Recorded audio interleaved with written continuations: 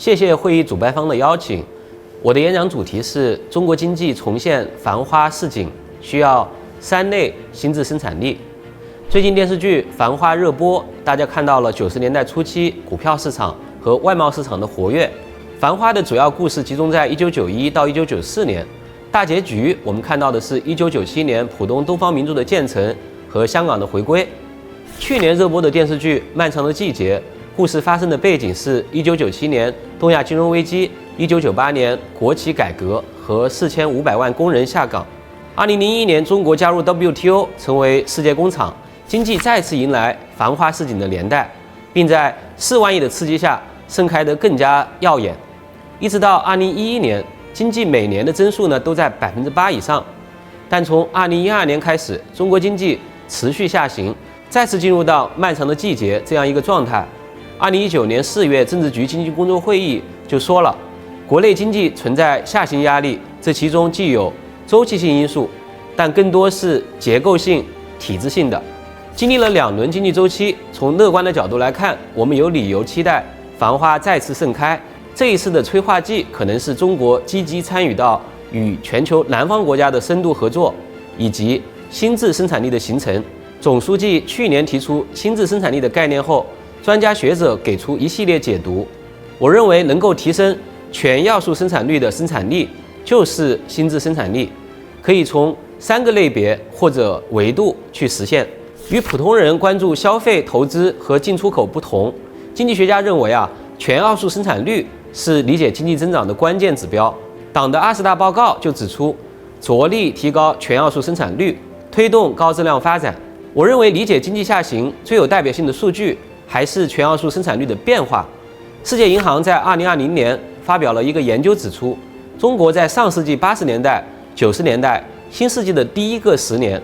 全要素生产率基本稳定在3个百分点左右。2000年到2009年的高增长主要来自于有形资本投资的贡献。世界银行发现2010到2019年，中国有形资本和人力资本的贡献和前10年相比基本是相同的。这10年经济下行主要是因为全要素生产率从前10年的3.1个百分点下降到了1.1个百分点。实际上全要素生产率在2010到2019年的下行是一个全球的现象。过去大家说的低增长、低利率和低通胀这样一个新常态，本质上是全球各国的全要素生产率下降。从直觉的角度来说2010到2019年恰恰是移动互联网和平台型科技公司发展最迅速的10年。如果我们相信科技是第一生产力，应该能够提高全要素生产率，那么为什么数据上看不到这样的结果？纽约大学的一位教授 Thomas Philippon 发现无论是美国现在最大的20家公司，还是每个行业最大的4家公司，他们招聘的人，他们进行的投资，他们的销售收入占 GDP 的比重，其实都远远小于过去历史上前20大公司或者每个行业的前4大公司，例如通用、波音、AT&T、IBM 等等。特别是2000年以后的大企业，他们对实体经济、对其他企业的帮助其实是越来越少了。过去我们希望通过科技创新能够带动劳动生产率的提高，可是数据非常清晰地告诉我们其实头部企业在过去20年的时间，他们的规模越来越大，他们的财富越来越多，但是对全要素生产率的贡献却在减小。菲利庞教授把这个现象称为大逆转。大家可以想一想，过去常说的破坏性创新到底是创新多还是破坏多？互联网线上和线下的生态如何才能健康发展？这些问题都比原来想象的复杂。不能说只要是新技术、新业态就一定是新质生产力。我想可以简单的把科学技术分成赢家通吃型和水涨船高型。前者会拉低全要素生产率，后者会提升全要素生产率。更具体来说我说的第一类新质生产力就是水涨船高型的技术创新，它既包括我们已经掌握的核心技术，运用于战略性新兴产业和未来产业的技术，也包括我们的短板需要去突破的技术。这些技术既可以用于新制造，也可以用于以高附加值生产性服务业为代表的新服务，或者是以全球化和数字化为代表的新业态。这类技术的共同特点呢，是可以提高全要素生产率。我把进一步学习先进管理实践能力带来的生产力呢，称为第二类心智生产力。斯坦福大学的 Nicholas Bloom 教授提出的管理实践也是一种生产力的新理论。不同企业在管理实践上的能力有比较大的差距，这对企业业绩表现有着直接的影响。这个听上去呢似乎很普通，但大家千万不要小看。Bloom 教授呢是过去10年发表记录排第2位的经济学家，排第1位的呢就是大家都熟悉的阿西莫格鲁。Bloom 教授发现啊，国与国之间在生产率上的差异，平均来说呢有30%来自于企业管理实践的差距，在一些国家这一贡献度甚至超过了50%。用不同维度的管理指标打分，中国企业的管理实践能力相对过去有很大的提升，平均得分呢高出绝大部分发展中国家。但是啊，相对于发达国家企业的差距依然比较大。另外呢，我们虽然平均得分高，但是企业和企业之间的管理能力差别较大。在这一点上呢，我们也落后于一些发展中国家。很显然，第一类心智生产力对应的技术创新是不容易获得的，需要长期的努力。但布鲁姆教授最有意思的发现是啊，先进的管理实践能力呢是一种软技术，是可以在短期内提高的。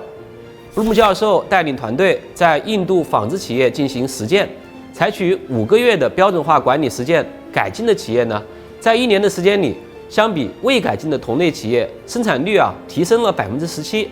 利润呢多出了30万美元，而这些企业的平均年销售额呢为745万美元。说明企业管理实践能力差距的另外一个例子呢，体现在疫情期间。虽然供应链冲击影响了很多企业的业务，但是发达国家一些创造高附加值的企业采取在家办公的效果很好，以至于疫情结束后，很多工作还可以继续在家处理。但是大家应该亲身体会过，中国企业在疫情期间采取在家办公的效果呢，并不太理想。布鲁姆教授与自己的学生携程董事长梁建章合作，在携程进行了3天公司办公、2天在家办公的实验，大约1600多名员工参与其中，囊括了工程师、产品经理、研发、财务多个岗位。结果发现呢，员工的工作效率不降反升，员工的满意度呢大幅提升，离职率呢也下降了35%。因此提升管理实践的能力，形成第2类心智生产力的重要性应该加以重视和推广。关键是企业和企业之间、城市和城市之间、政府和政府之间相互学习，让好的管理实践能力尽快得到扩散和传播。第3类心智生产力呢，来源于尽快消除要素资源错配和扭曲给经济发展带来的阻力。我认为中国企业体现在管理能力和科学技术上与发达国家的差距，在很大程度上是因为资源错配带来的扭曲造成的。时间关系呢，我就不详细展开说了。中国经济学界过去10年最热门的研究领域就是理解资源错配对中国经济增长的束缚。这方面的代表人物有谢长泰教授、宋真教授、白崇恩教授等等。我自己呢做了一张表，用20多个以 D 开头的英语单词来形容中国经济面临的内部和外部的挑战，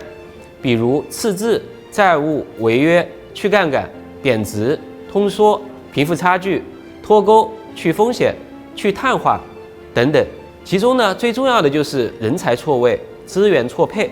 我们也可以换一个角度，把资源错配带来的扭曲和束缚看作是一种与心智生产力不匹配的旧生产关系。消除这种扭曲和束缚，就是建立心智生产关系，形成能够提高资源配置效率、提升全要素生产率的第3类心智生产力。所以我讲的3类心智生产力，同样对应3个 D 开头的英文单词 ：D-distortion 消除扭曲、diffusion 能力扩散、discovery 发明创造。如果用金字塔来形容呢，第3类和第2类心智生产力处于底部和中部，第1类心智生产力呢处于顶部。如果我们不能把底部和中部的基础夯实打牢，顶部的技术创新也很难培养出来。即使有一些突破，仍然会面临短板，继续被卡脖子。这些观点呢不一定成熟，期待与大家多交流。谢谢大家。